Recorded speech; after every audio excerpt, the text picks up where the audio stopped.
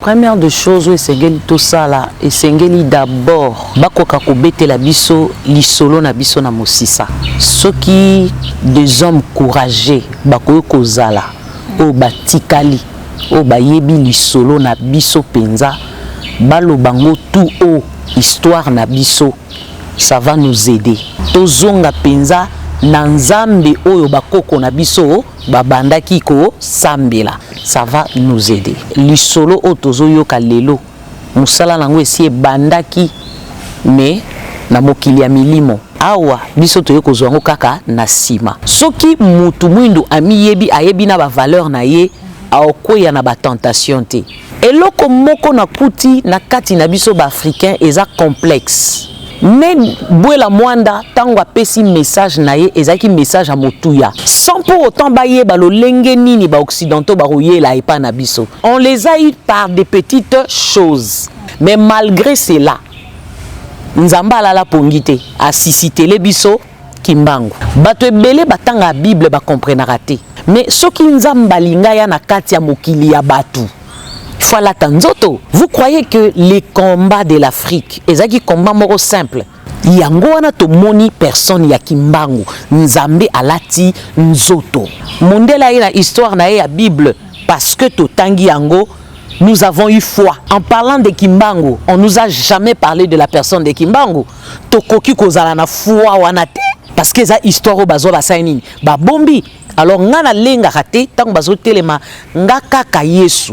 Si on parle de Yesu parce qu'on a lu des histoires qui nous ont convaincus, est-ce que ce n'est pas l'histoire de Christ qu'on a changé? Baloba na biso na Bible quand Christ est mort et si ka bakendo ko kundaye, ba pesa ordre que li solo ane bimate. Alors ce tozongi na bomoto, li solo ananye bimate. Moi, j'allais toujours dans la profondeur comme j'aimais la profondeur. Même à mon appel, j'avais dit à Dieu, Nazan a besoin de saler la nzambe à l'okutate. Nazan la vraie. Naye bapea mosisa nanga. J'ai évolué comme ça, en évoluant, et au comme à la période moko, nde na komomo na kimbangu. Comment moutoua koko zala abotami na libota, abotami na ekolo, ekolo na yezo reconnaître yete. Ce sont des signes qui nous montrent directement que cette personne-là n'est pas un humain, c'est un Dieu. Nakatia likambu songolo pakala mwasi atelemi, cela veut dire l'homme a failli. Quand la femme s'élève, cela veut dire douleur d'enfantement, tant yako bota ekoki. Et à ce moment-là, mobile azaisu na kimiate. À côté ici agitation nanga mobile. Tu sais, quand j'annonce des choses comme ça, les hommes qui me suivent ne sont plus tranquilles. Dans la religion, nous avons besoin de la foi.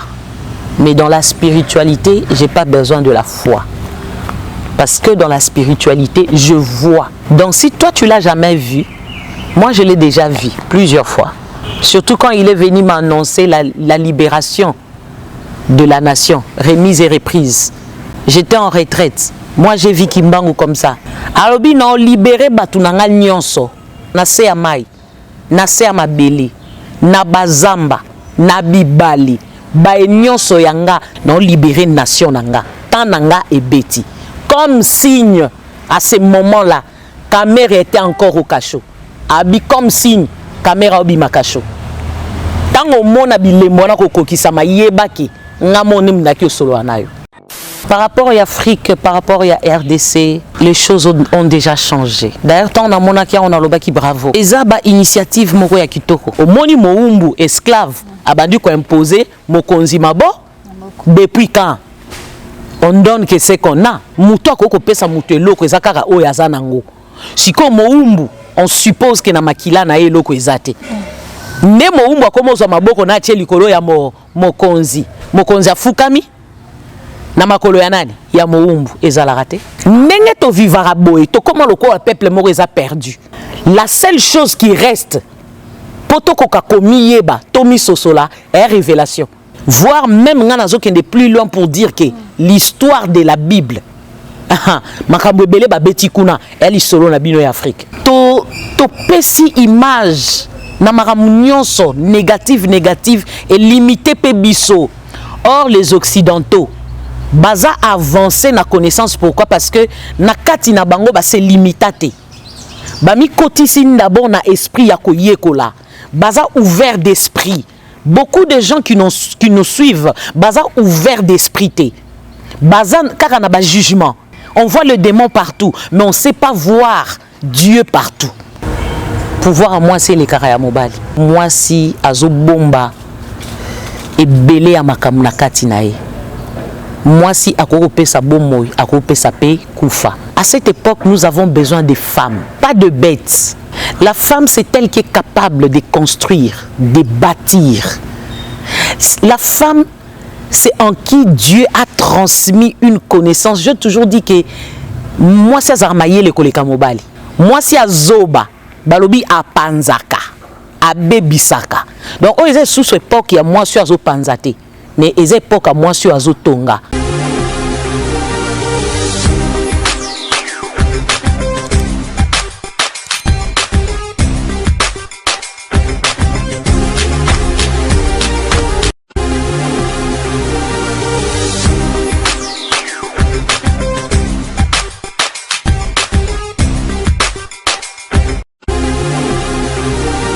Esengo mingi ya koyeba ke bozali belé bozolanda biso de partout topesi binombo te bisika nyonso bozwami lelo tozali na esengo ya koyambela bino lisusu pour une fois de plus Mama Ngoma akoyeba na ko continuité ya mai otozaki kosolola mai lekaki na semaine passée na ba kosala moi rappel toyebaki na kosolola na Mama Ngoma mai etali la spiritualité tolobela ki la spiritualité tolobela ki religion puis tolobela ki lisusu identité ya mutu tolobela ki lisusu ban ancêtre na biso eloko nini esengeli tosala pour que tout ba ko renouer ba relation na biso na ba ancêtre na biso donc lisolo esila kité yango wana lelo tozongeli lisusu Mama Ngoma pour que te ba na ko continuer lisolo na biso ya semaine passée tokoyeba ko pesa mbote na invité na biso Mama Ngoma mbote na yo mbote maman. Esengo zali ya koyamba lisusu une fois de plus na privilège en tout cas to kaboli esengo wana ngana yo. OK. Voilà bande ko balandi to ko umela vraiment te toza ko attaquer directement avec Mama Ngoma. Moto ya msali boso ezali Mama Ngoma. Eloko nini oyo biso ba yindo biso ba noir ba kemet nini oyo esengeli tosala pour que toyebana ko se libérer dans l'impérialisme spirituel. Au fait, moi je dirais la première des choses où esengeli tosala esengeli d'abord bakoka kobete la biso lisolo na biso na mosisa. D'accord. Donc ceux qui bakonzi na biso ou soit des hommes courageux bakoyo kozala o batikali o bayebi lisolo na biso penza balo bango tout o histoire na biso ça va nous aider. Et la deuxième des choses esengeli tokende sur le plan spirituel toyeba vraiment spiritualité na biso totika la simaya nzambe ya bapaya te. Parce que quand je dis Nzambe Abapaya, cela veut dire la religion, la Bible, ainsi de suite. Tozonga penza na Nzambe oyo bakoko na biso babanda kiko sambela. Ce tozongi na mosisa wana, ça va nous aider. Mama Ngoma, soki tozongi na mosisa wana ekoyeba na kosunga biso. Mais Mama Ngoma Mundele a 8 ans et il belé pour que aille bana kokota a ancré vraiment misisa na ye na kati ya moyindo. Est-ce que ekozala mission moko impossible te? Impossible les a la rater. Et pas Nzambe, ce qui est impossible les a la rater, tout est possible. Hein? Donc je crois que l'isolo otozo yoka lelo musala nango esi bandaki mais na mokili ya milimo ozomona awa biso toye kozwa ngo kaka na sima et puis le fait que tozwi yango na sima kuna lisolo tango ezo sila to bando zongo en partie c'est là que tu vas comprendre que malgré ba décennies tozo beta et ozaka lokwa bakangi livret to balusi page donc et oza facile. Maman Ngoma mikoleka ki oyeba ki na ko évoquer le prophète Nebula Mwanda oyebisa ki biso ke Nebula Mwanda muteba ki na ko prophétiser boye ya ba l'homme blanc en kati Afrique depuis 1491 qui nous a moya lelo religion ya bapaya Jésus Mississa. Essaie un peu de nous parler ya l'homme oyope ayeba ki na ko lité na tanaye Otobengi, il s'agit bien de l'homme de Kimbangu. En fait, quand j'ai parlé de Nebula Mwanda, oui, je pense que à l'époque, Kimbangu n'était pas encore là. Tu vois un peu. Ceux qui n'ont qu'un wana pour comprendre, si religion, spiritualité, tozo tatonak. C'est pour te montrer déjà à cette époque-là, tozaki déjà na batu ya molimo qui pouvait annoncer les choses. Ozomona nguya ya nzambe ezalaki déjà. Mais abeta lisolo oyo basi balaki saki ekoya. Ndenge déjà likambango eza déjà prévu et salama. Ayepe abeti lisolo ango kaka ndenge tozalaka batetu baboya pe bandimela été. Baboya vraiment balobi non oyo zolo bana yango te. Pourquoi? Nde place na lobaka mingi esengeli mutu mwindu amiyeba. Soki mutu mwindu amiyebi ayebi na ba valeur na ye aokoya na ba tentation te. Ozomon. Eloko moko na kuti na kati na biso ba africain eza complexe. Alors, Nebula Mwanda tango apesi message na ye ezaki message a motuya. Sans pour autant baye balo lenge nini ba occidentaux ba roye la epa na biso. Mais tango baye kaka balakisi bino mais bino bozana on elamba rolata te. Biso to kopesa bino elamba. Bino bozana kitalatala komi tala te balakisi mokonzi kitalatala ami moni sous de l'autre côté. Bino bozana kitalatala te. C'est que ce bondimi biso to kopesa bino kitalatala. Tu vois, on les a eu par des petites choses. Et ces choses-là sont arrivées bakoti nanzelo bakotaki.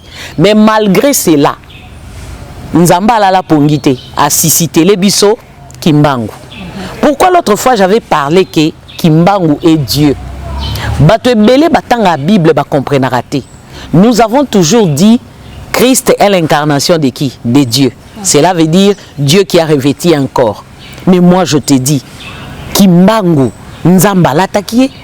Tu sais que Nzambe aza entité. Hein, dans la Bible, Dieu est esprit. Mais ce qui Nzamba linga ya na kati ya mokili ya batu. Il faut la tanzoto. Transition wana aya ko visiter bateau ya il faut la tanzoto. Vous croyez que les combats de l'Afrique, ezaki combat moro simple. Ezaki combat moro simple et sengaki banzambe. Yango wana to moni personne ya Kimbangu Nzambe alati nzoto. Ce n'était pas n'importe qui. Quand on parle de Dieu, on doit aller voir aussi les capacités, les charismes.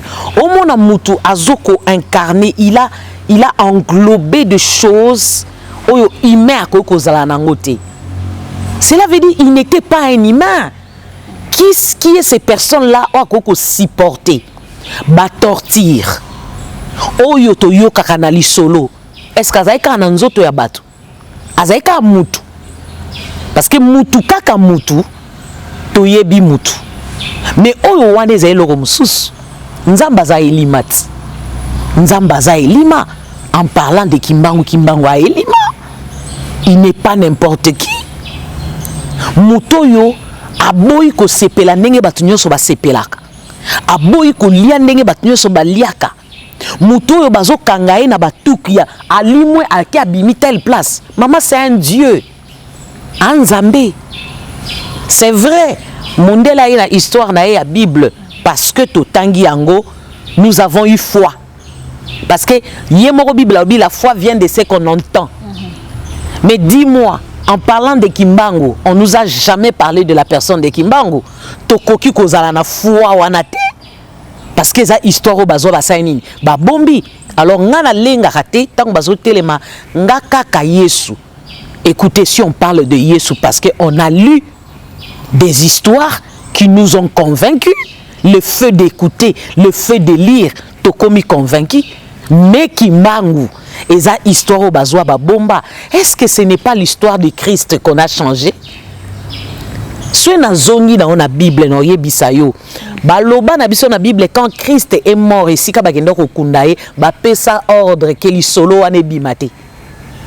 Alors ce to zongi na bomoto, li solo ananye bimate. Ya kimbangu. Li solo ya nanye bimate ya kimbangu, comme vient de le dire Maman Ngoma, li solo zoko makaka elengi. Maman Ngoma, en parlant de l'homme de Kimbangu, et puis c'est un frisson.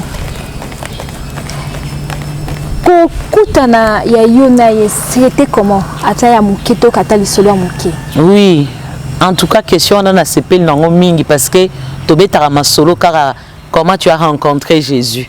Mais moi aussi j'ai rencontré Kimbangu. Voilà. Moi je suis la fille du pasteur, d'un pasteur.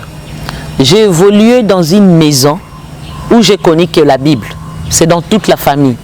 Mes grands-parents, c'est comme ça que nous avons grandi. Hein? On a connu la religion Banda Boza Bébé Boko Lanango. Alors, moi je suis parmi les enfants qui ne voulaient pas déjà Koko Lananga Nalinga Kosala Makambo en moitié. J'aime toujours aller dans la profondeur. Au début, je ne voulais pas aussi l'histoire du Christ. Voilà à la maison. Il y avait des veillées, des prières, il y avait des trucs, tout ça. Jésus, Jésus, Jésus. Prière, il y a pourquoi, prière, il y a tongo. On a toutes les cultes qu'il faut respecter. Nous avons évolué comme ça en grandissant. Moi, au fait, j'étais un peu dans mon comportement bizarre que personne ne pouvait comprendre. Parce que moi, on me parlait déjà dans un mouké. Si on a banoye baté banane basolo la nanga. Nako tambola boy, il y a quelqu'un qui se met là à obetelo li solo mon ndengeza boy. Tant ozo kende kuneza boy, au moins na sutu na komoganga mama, mutu moko ucho ebisanga likamu moko a boy. Maman koto yo makamni nyo mona kayo. Finalement c'est quoi avec toi? Ba koma ko gangelanga. Nako uta classe nanga na obetaka moi li solo moi muké na leka via copinage te. Pourquoi na leka ngote? Alors, nazaki na monde ya ba camarades nanga, to bando tanga na l'école privée. Au moins ba copine nanga, ba copain, j'étais aussi à Bamoyo. Il y avait une de mes amies. Mais toi Kabala, comment qu'on vous en a copété? Je sentais une personne qui était toujours à mes côtés qui me disait toi tu n'as pas le droit de faire ça. Ben interdiction est belée. Alors comment ko etikenga? Mukolomoko, une de mes amies à Koufaki. Bizarrement, toke na matangango, menga mutu wana betelanga masolo aye lisusu. Ayibisinga bi mun camarade no akufi. Akufi parce que akende ko linga mwana mobali abetelinga histoire tout. Omoni yo ko sale lokote. Tokende su matanga mwana classe mususu. Ba oyebisanga omoni mutalali akufi tala bakangie na nzete oyo. Nzete na lupango na bango. Maintenant na koma ko banga. Je me dis nga na yo karabanani yango finalement c'est quoi si on a décidé na kota ce qu'on a ba prière penza nde na bano mona pa na biso to sambela ko kota nga mozindo prière nga na yo kaka maramba betela nga masolo ezaka contraire mutu wana ye na chambre nanga na moni mi rezoloba abi omoni yo okosa via copinage te jamais parce que moi je suis ton époux et troublanga. Mais finalement moi je comprends pas, il y a des gens qui me parlent comment écouter la ngalo quoi peu bizarre ce qui problème est na ndaku na biso nga il faut baya oyebisanga mukomsu mama bisa ko tsepso na prière pour papa bisa kendaki asala quoi 2 jours 3 jours au monde en até tous on était dans la prière papa zo monde en até baninga nyoso ba concentrer ba osambela nga bizarrement natikali miso fungama. Ce qu'on a na misoyo, c'est comme s'il y avait d'autres yeux. Mais j'avais au moins 7 à 8 ans. Je vois la personne entrer habillée en blanc nandako. Atuninga bon sambelani, comme ton so nanga le quoi tous ba camarades. bango ba sambela ni nyango problème ni yango bozana ngwa nga pena banyo beteli solo kasi papa na biso zoya te omona na te nde ozomona mama lobi to sambela papa sani azo aseki na ya lobi papa bino ozonga lelo na ba 17h aoya na bilambo akende na ngote aoya na bilamba muso alaxinga na bilamba ngona couleur nango.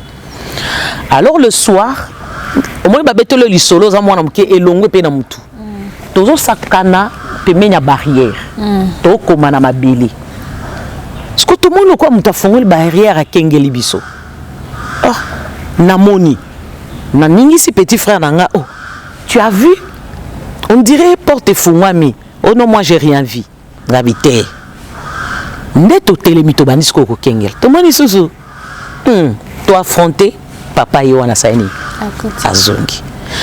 Donc j'ai grandi comme ça et meminga na kende ko sala théologie tant on a sina koli na sali théologie tant on a yoki mbela na nga ya musala nzambe na kei na mikotisi na tangi na bandi musala na nga ya nzambe mais façon na memela ki yango eza lo lenge mon église de réveil te.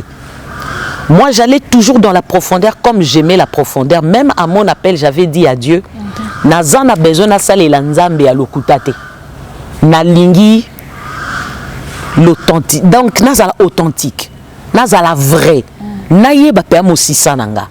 J'ai évolué comme ça en évoluant et au comme à la période moko nde na komomona kimbangu comme je le connaissais pas nayeba rape histoire na yete naza soki na monye na lamuki na ketu na ba mikolo boyebi kimbangu siko bango pe ba kamanga oh yo ti okomi ajo yebi kimbangu te ngabi na yebi te azala prophète mutu mtamda expliquer nga ndenge na ye. Alors yeko salama moment moko bo période moko bo na mona limousine ekotelanga na lupango na vision limousine wana ekoti c'était tout blanc cortège wana ekoti komi na porte andako ekota na kati andako ngana banjo benga ko bela na kati andako bokoki kokota te bobuka ndako na yebite de quelle manière porte andako efungwama et s'agrandir et comme munene limousine ekoti na salon et les messieurs est descendu bien habillé en blanc sans tache na yebisio lokumu moko ozanango idete tangu siko akiti na somo na limousine côté linga na ndako na somo ya komona ke baolo balanga sekimbangu na sursota na lobi non ça devient sérieux ngana mukongote likambuni nyango na komomona papa ngo mikolo nyonso le wana na bengi papa ngo eleki mko msusu wana na boti mwana ngo mobali te je vis bazoya on dirait batindelinga batuwana po balatisanga elongi ya kimbangu or nabunda na batuwana mais babundi basali nini balatisinga chaînette qui avait la marque de kimbangu na sutukinde wana pa na beli liboma mukolo wana na tambolaki na bandio lukisa ba prophète po babetelanga lisolo comment na ko bandolo ta papa wana na tuni on m'a expliqué sur kimbangu c'est fini bon na zongi nanga. Un jour je rencontrais un homme de Dieu qui me dit ah mais yuzana bilembo ya kipanvita bilembo ya mfumu kimbangu osoyoka lisolo wana kabi papa wana prophétie nini ngana mukongo te siko ngana bango rapport eza nini abina nga non namoni yo zana lembo na bango yo liboso tozo kendi tu vas travailler na lolenge ya kimbangu na lolenge ya kipanvita tu es kipanvita nga abine ngai tu vois un peu parce que je craignais fort mais on a moné la spiritualité na bango je me disais mais ça c'est quelle histoire. Alors eleka pendenge wana te mukolo mususu nga moko j'étais en prière on me dit est-ce que ebi koza mwasi kimbangu nga moko ngabité alors nga na moni ba problème oyo et comme sérieux à un moment donné nazaki na prière on me dit est-ce que tu sais que tu dois accepter ta nature il faut ndima oyoza Ça aussi, c'est un autre combat au Batbakuta na anango. Obotami oyebi oyozate. Oyebi te nanya s'incarna na katina yo. Tu vois un peu? Et tangu to zokola na sena moi to komo bunda na vraie nature na biso. C'était mon cas. Alors quand on m'a annoncé ces choses, plusieurs fois j'ai vécu ces choses. J'ai annoncé dans l'église, je dis Mouto a te rabino a moi c'est en voulousi. Na ebisio ezwa en plaire ti le loba na nganyo so ba benga moi c'est kimbangu. Moi c'est kimbangu, moi c'est en voulousi. C'est parti comme ça. Alors kokende na kokende même chaîne Oyo et kimbangu mutalo baki nanga. Fongo la chaîne YouTube, je veux que tu parles maintenant. Na ma bombani Oyo batu ba yebite. Nga moko na bando solo la na yo. Na sauté étape mo autant na zo tanga na sa théologie, na sisi na zui licence, il fallait na sa la doctorat. Na kutana na prophète mo na nzela lobi nanga batini nga na ebisa yo o kata classe. Na na kata classe. Na ngo atindi yo. Mais muto atindi yo na ya linga na salela na kata classe pourquoi? Na sala o quoi guerre na yi. Alors il fallait qu'il n'attend wana na zo parrain moko. Parrain ba ebisa kinga c'est azape muto azana église munene. Yende faka parininga pour na doctorat ainsi de suite. Maman na bunda kande nzamba solo baki niet alobaki na prophète wana bi ngamo na tangise mambo nzambe asuka wana et ainsi de suite ndenge continuer nan ndenge fumuki mbangu na komomone na pongi ayibisinga bi fongola chaîne YouTube nga na kote ya yo o na obando te ya ndo yo kobanda koloba nde na komomona makambo tipo babetelanga lisolo te. Wow. Nga na mona kango boy pe na lamuki ba ebisio sala émission soit pe na komi yango et puis na bengi batutoyo to sali émission. Tu vois un peu. Voilà Mamango Matozo continue toujours na même optique wana ya l'homme de Kimbangu. Tomoni fumuki Kimbangu na bomo inaye ko lité pour la liberté ya ba noir a prophétiser ba prophétie belé oyo et là tapenzoto a sala ba miracle belé mais kino lelo yo l'homme de Kimbangu est rejeté par le sien. Pourquoi baza kondima été peut-être soit qui mundele balinga bandima si facilement? Non, je vais te dire quelque chose. Tu as parlé de lité. Je te dirais Kimbangu n'a pas lité. OK. Je t'ai dit au début Kimbangu représentait Dieu, il est Dieu. Hein? Il est Dieu pour nous les Africains. Seulement de son vivant, Kimbangu yaki parce que asia mona ki pasi ya moto mwindu. Nde koya ya Kimbangu. Koya na ye ezalaki kaka po azongisa moto mwindo na ba droit na ye. Moto mwindu azonga na nzela a comprendre que awa tricage moko ezo salama. Ozomona. Parce que tozomona kaka parti il y a époque à Kimbangu. Mais avant Kimbangu, on suppose qu'il y avait déjà des dégâts. Hein? Pourquoi je le dis? Parce qu'à chaque moment qu'il y a une prophétie, cela veut dire qu'il y a un danger qui s'annonce, il y a déjà des dégâts. Voilà, la prophétie arrive pour qu'on recadre bino. Mais malgré des prophéties et yaki, les gens se sont enfoncés. Alors le fait que Batouba s'enfoncer et commis place et komaki et sisita qui maintenant un divin. Tu vois, cela veut dire et tumbawan et komaki karanzamba sani aya. Et ça qui sou ya batouté. Parce que on suppose ba prophète au baleka qui c'était des hommes mais avec une bouche autorisée qui pouvait nous annoncer des choses.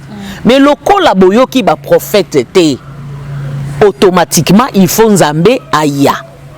Alors tant nzambe pe aye abandi ko zongi sabiso ko lakisa biso ke nzela bozo kende yango wana te bato baye baza malamu te siko amikuti na kati etumba wana il était seul contre tous même ba oyaye ba rejetaki. C'est par là que nous devons comprendre qu'il était Dieu. Maman, comment mutu akokozala abotami na libota, abotami na ekolo, ekolo na yezo reconnaître yete. Ce sont des signes qui nous montrent directement que cette personne-là n'est pas un humain, c'est un Dieu. Soit on devait l'écouter, soit on le rejette, et rejet et memi biso na souffrance oyo. Donc je pense que c'est ça ma réponse. Voilà le rejet na biso yango memi biso na souffrance oyo tikoluba Mama Ngoma. Toujours continue toujours na série na biso ba question. Mama Ngoma, na utaki ko yoka yo ko beta histoire na yo ya beaucoup tani na yo na l'homme de Kimbangu. Ancien temps tout le monde a équipé ba maman ou ba télémaki lokola yo lokola mama ki pavita lokola mama zinga diangola. Moi si azana esika nini na katina lisolo oyo ya spiritualité. Eh non biso moi si ndenzambet. Tu sais aujourd'hui poto mona bomoi et les kananzela moi si. Toi, tu crois que quand même les gens suivent ma message nanga, bien qu'il y a certaines personnes qui insultent et d'autres personnes sont touchées. Tu crois qu'ils sont touchés parce que Natangi ba classe est belée? Non, je suis en train de dégager quelque chose qui donne la vie.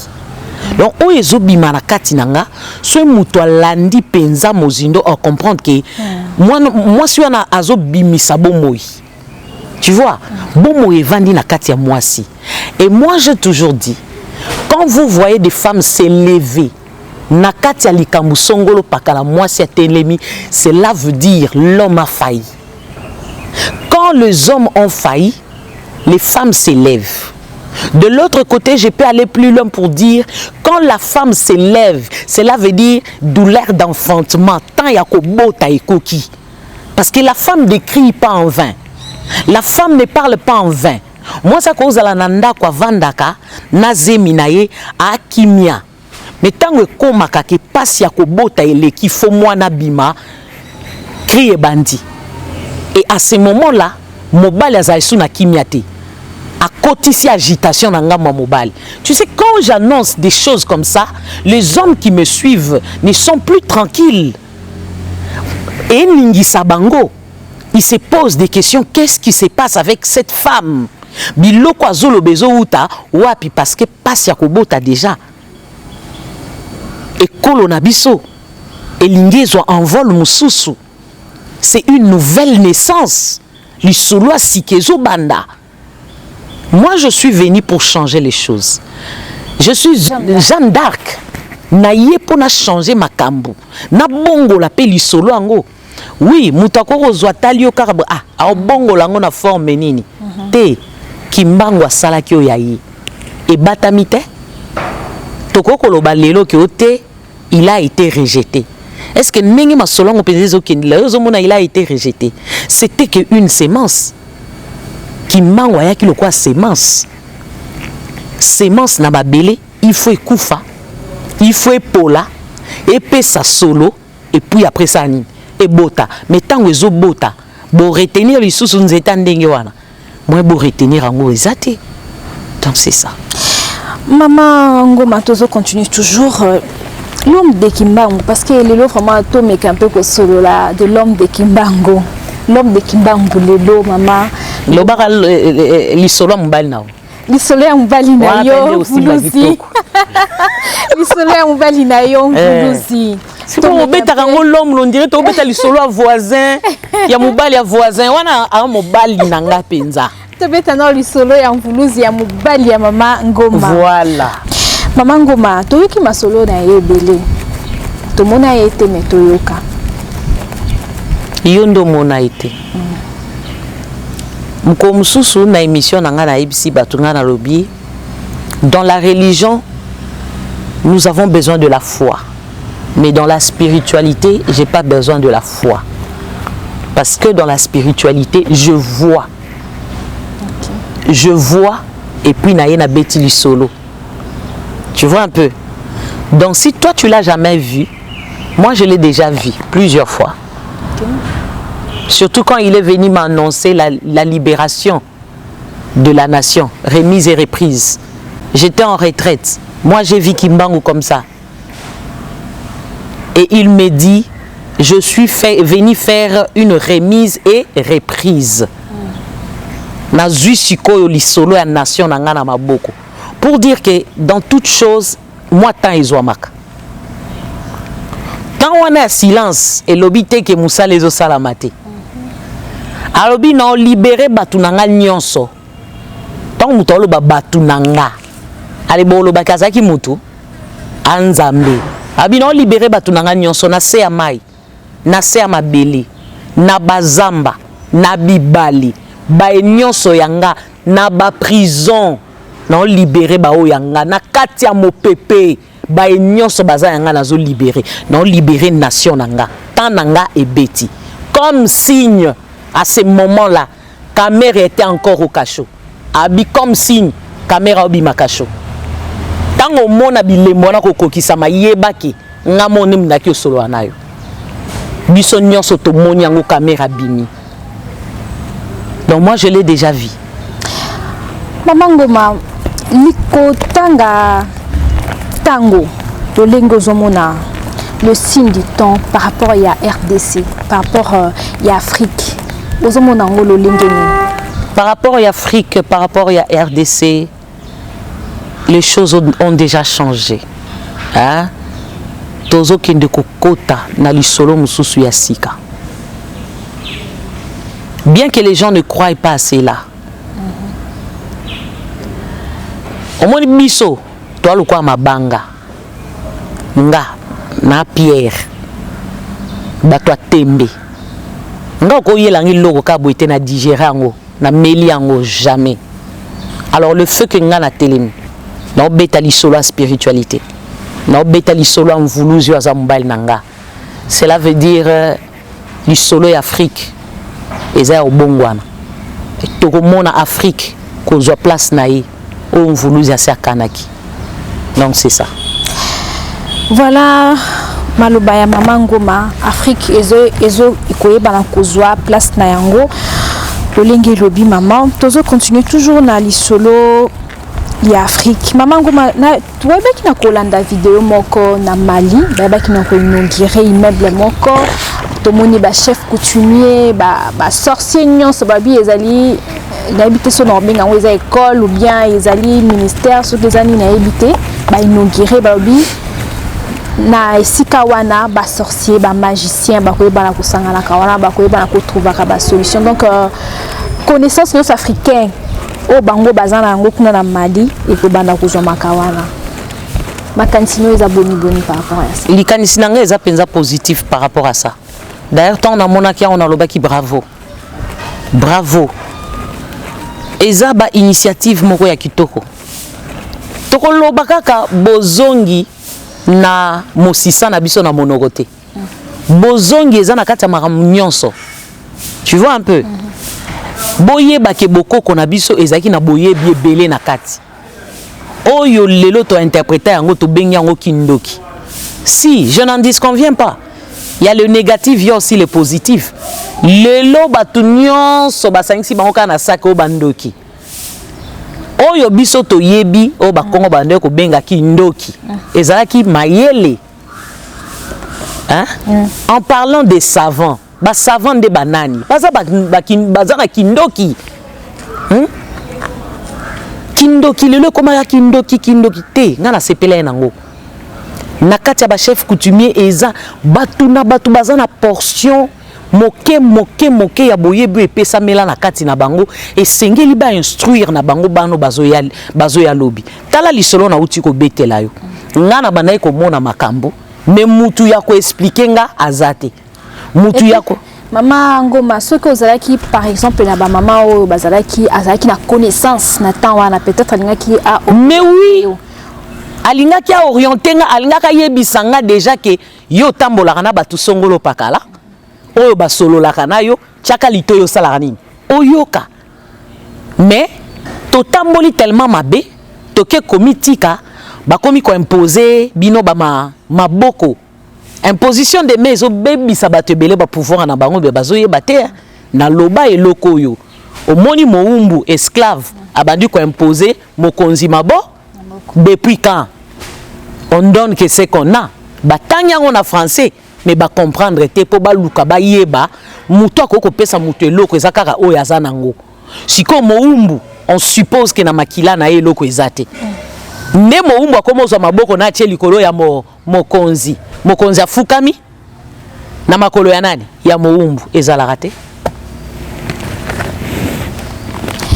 Voilà, bandeko tozali na Mama Ngoma vraiment lisolo ezali ka kokende elengi mwasi ya mvuluzi Mama Ngoma to ben pe ko beta mwa lisolo ya dolenge toyoka ka ba religion mususu babengaka ba santu na Afrique tozana ba santu te bazakate tozana ba santu mo santu ezana onani mama mo santu azali oyo déjà abimi na lignée wana ya basantu. Mon santu c'est pas n'importe qui. Hein? Na ozonga la Bible pour expliquer banani basantu. Omoni dans le 12 tribus d'Israël. Il y avait Dan, il y avait la lignée de Joseph, il y avait Juda, il y avait tous ces gens-là. Alors, okomona na kati na bango nyonso lignée oyo et tangami loko aligné à basantu eza aligné à Lévi. Tu vois un peu? Lévi yende bazwaki zeke ba pesiye balobi yoko bando beta zeke pona bandeko na yo nyonso ba pesaka e bozuite mais bazui nzete ya bokonzi bake ko pesa nani Jida balobi yo nzete ya bokonzi ko tikala na mapeka na yo. Donc quand on parle de bosantu nde lignée oyo azoko incarner nzambe yenda za mosisa wapi pa nzamba bimeli zwa lignée ya Lévi kende nango tina suka nde place Yesu abimeli. Vous comprenez na histoire biblique c'est pour te dire basantu ti lelo bazali tozape na bango na Afrique bazali tozana bango. Ok. Tozala basantu na kati na Afrique toko. Siko problème eza. Il faut manamboka na biso.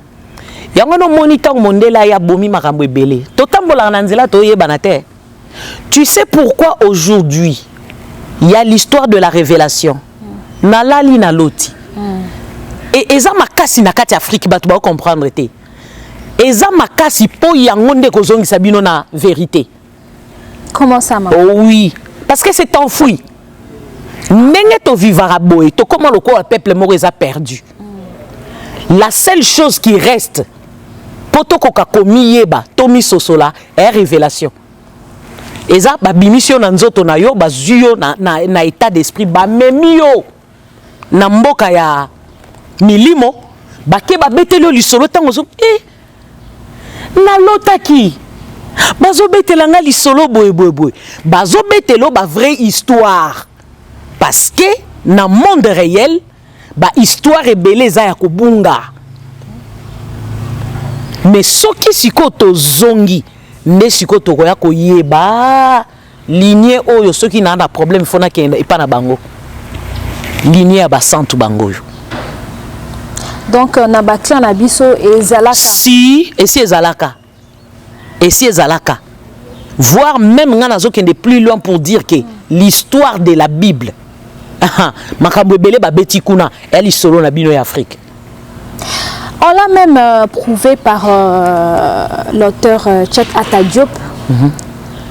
Makambo ebele otoza ko retrouver na kati en religion christianisme boye ya Jésus akobota maboye donc ba retrouver kango na bécriture hiéroglyphe je crois bien na Égypte antique kuna donc ba c'est lokola Kassit, histoire, voilà, histoire, nous avons été triqués, et ça tricage. Balimba Balusali Solo, j'ai parlé l'autre fois que les solo et Afrique va préparer un gopé bazala qui déjà qu'on prépare un gopé ça et disparaître.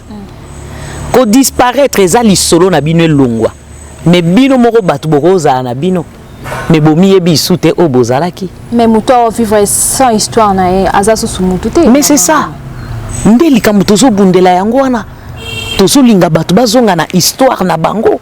Bami yeba, bami sosola. lelo ngendenga na obeta lisolo ke to sambelaki banzamba bapaya. Est-ce que mutu muso azoyoka nga zo ndimango? D'ailleurs maman Ngoma batu ebele ba critica ba africain baloba ke na Égypte antique ba pharaon bazaki ko sambela banzambe ebele. Or na ko découvrir lelo na salaki moi recherche moko balobi ke culte, il y a un seul Dieu unique et zalaki pour la première fois. Et ça, la machine Égypte antique avec le pharaon tout en Akhenaton. Donc, kolobaki bisoto zaki ko sambela banzambe ebele. Or, culture wana ya Dieu unique parce que bazaki ko mona nzambe parce que soleil et ça représentation ya nzambe. Maman, tu sais, moi j'ai toujours dit les gens aiment dire de n'importe quoi. À un moment donné, on doit commencer à réfléchir. Au moment où nous avons mobimane ozaboy, ko banana suki tina se olatinde banzambe suki ya nzambe misono eza nzambe mato ino eza nzambe les dieux de la vision, les dieux de l'écoute, hein? Namutu chaque partie na yo eza banzambe siko yebisanga ozingi banzambe boni na nzoto non. Tant que nous connaissons pas cette histoire, yangwana tozoyeba même pas comment se conduire te. Comment combattre la nzoto na biso te. Parce que mutu ayebi te ke na lati banzambe na nzoto. Dieu s'est manifesté étant que humain na nzoto nanga. Zwa sikoyo banzeto tozo mona na kati ya nzete oyo nzambe aza. Na kati ya bibale nzambe aza. Il y a les dieux de Zo. Il y a les dieux de Zo. Il y a même histoire à ba sirène les a renversées. Si nous avons des sirènes négatives, il y a aussi le positif. Maman tozonga na Bible, balobi na biso babengi Moïse ya Bible. Bapesi comme Moïse, Moses. Et ça signifie quoi? Tirer des eaux. Quel est cet enfant a koko fanda na likolo mai emeli ete? Nous supposons que Nakatia mwana wana azaki prince de Zo a mokonzi ya mai. Moïse azaki mokonzi ya mai. La divinité de Zo. Des représentations à Moïse. Tu sais aujourd'hui to pesi image na maramunionso négative et limité pe biso. Or les occidentaux baza avancé na connaissance. Pourquoi? Parce que na kati na bango ba se limitaté. Ba mi kotisi d'abord na esprit ya koyekola. Baza ouvert d'esprit. Beaucoup de gens qui nous suivent baza ouvert d'esprit te. Baza kaka na ba jugement. Pourquoi? Parce que ba enseignement est belé les cas na église. Ba la kisaka ba démon. Ba la kisa grandeur en nzambe te. Ba la kisa pe place en nzambe te. On voit le démon partout, mais on ne sait pas voir Dieu partout. Tu vois un peu? Nzambe ya mai azali. O kende po bengi nzambe na mai okutani na ye. Mais tala ba film tozo tala. On a tellement exploité les choses d'une manière négative. C'est entré et c'est fini. Nyon se baby. Donc moi je te dirais Naobo ya likambote nzambe mokeli. Peut-être, mais il y a mon keli.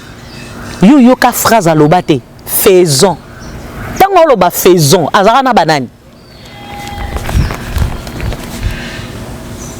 Quand il a dit faisons l'homme à notre image, il était avec qui? Il était entouré de qui? Moi, je pense qu'il a été entouré de Dieu. Donc, il a cité réunion ya banzambe avant d'ici bango. À lobby ici, nous devons faire tous ensemble. L'homme peut albaki ici à notre image, pas à son image. Faisons l'homme à notre image. Donc, comme déjà, Coco m'a souka ya émission la biso, mais Toko m'a aussi sa émission T sans que tu m'as retourné à Maman Ngoma Motuna parce que dans quelques jours, tu as un mois de mars. Maman Ngoma, moi, l'isolo ya mouké, ya kibo moi si. Moi si balobi qui na spiritualité et c'est comme on a yokaki na habité so geza bongo mangoma balobi so ko zui moi si ozi mobali bazo ça la évolution spirituelle balobi moi ça roleka mobali. Pourquoi? Moi si na o etali kaka pouvoir pouvoir à moi c'est les karaya mobali na spiritualité ndenge moko même dans la négativité soko tche moi si na mobali moi ça sala nini aleka kaka ya on a ebisio moi si azo bomba ebele ya makamu na kati na ye moi si akoko pesa bomoy akoko pesa pe kufa ezo dépendre na ba origine pe na source na ya uteleli. Donc moi si aza ya mutu ya mingi mais comme liloba on a koko loba pona moi de la femme tozo kota penza na moi de la femme ndenge to mesana ko loba on menga dans lobaka que la vie de la femme elle est quotidienne, c'est tout le jour que la femme vit et c'est tout le jour que la femme doit commencer à bâtir, hein, à visualiser des choses. Quand je dis des choses, parce que tout le monde a marambo ezole kana est. Tout le monde a bipai na bipai yambo kana biso sur tous les plans spirituel, social, politique, marambo ezole ka. Je me dis à cette époque nous avons besoin de femmes. Pas de bêtes. Tu vois un peu? Parce que nous avons des bêtes et nous avons des femmes. La femme, c'est elle qui est capable de construire, de bâtir. La femme, c'est en qui Dieu a transmis une connaissance. J'ai toujours dit que moi, c'est Armaïe le koleka mobali. Akobala mobali, il y a 70 ans, 60 ans.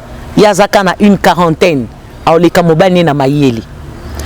Moi, je veux que Nathan Oyo basi bacha boye binabango na misala. Poto lukako tonga ekolo Oyo na lolenge mususu. Et quand je dis na lolenge mususu, je vois ces femmes-là Oyo bazalara toujours na vision, na maquette moko o mokili na monité. Parce que quand on dit la femme sage doit bâtir, je dois me poser des questions. J'ai bâti par rapport à quoi? Cela veut dire j'ai déjà une maquette. J'ai des données qui vont maintenant m'amener ou m'aider à construire. Donc ces femmes visionnaires, sur le plan spirituel, sur le plan politique, dans le domaine de nyonso, tous ont besoin de basi battre les mains pour arrêter beaucoup de fléaux. Naïbi que si quand nyonso moi si anyataka, arrêter les fléaux, sokaza bête. Soit sa femme arrête à fléau. Même dans les réseaux sociaux, je vois plusieurs femmes sur TikTok de dire n'importe quoi, des bêtises. Moi, je suis en train d'appeler des femmes et non des bêtes.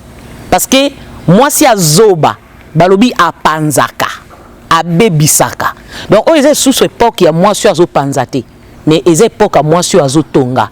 Moi, Namuke, Mokolo. Mobange, bison so comme biso ba femme. Peut-être deux fois bilenge basaso ba yo kabiso ba kanisa ko eza ba maman de ba oloba te. Kombo na biso ba femme. Alors mets-toi dans les catégories des femmes. Ceux qui osent femme bima penza dans la catégorie à ba bête. Parce que le bête femme, ce sont eux qui ne construisent jamais. Et à la fête na fête oyo eza réservé. Il y a annonce, il y a mobali na biso ya libala oyo azan vuluzi. Ce sont les femmes qui seront là et non des bêtes. Maman Ngoma, est-ce possible na kati ya mboka na biso un jour président femme pas composant? En tout cas, moi j'ai toujours souhaité cela. Pourquoi? Na rozongi so penza na sima na tango bakoko na biso muto azalaka mokonzi azala mwasi ezali mobalité eza reine nda azora pouvoir na ya pesi pas mobali na ye à remplacer liloba suka mama Ngoma pona émission na biso mokolo ya lelo. Na remercier Bino Makasi pona émission oyo nazosenga kaka na baïnyonso oyo bayebi solo oyo eza lié na ekolo na biso toza na verso toza sous na temps poisson te ba libérer ba vérité wana ko ekoka kokangola mokili balobi vous connaîtrez la vérité et cette vérité vous affranchira. Donc la nation congolaise, la nation africaine a besoin d'être libérée. Donc c'est ça.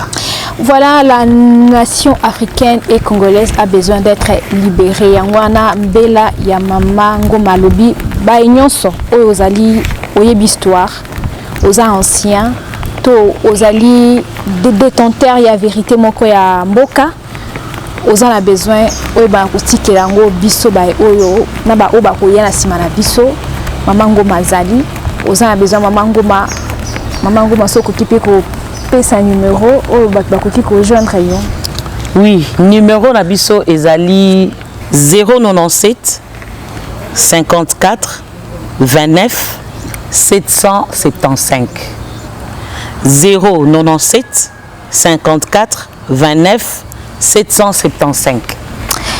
Voilà, bah nyonso bozana besoin ba ko joindre mama ngoma oza na histoire ozali na mayo e bombana oza na besoin le kan émission osulana mama ngoma ko ko joindre mama ngoma na numéro wana biso pe ba o bozana besoin ko le kan émission entretien oza na besoin o le kan émission oyo o le bela spiritualité religion mambo ya mboka na biso ko kipe ko benga biso na numéro o eza ko paraître na ya télévision na biso wana.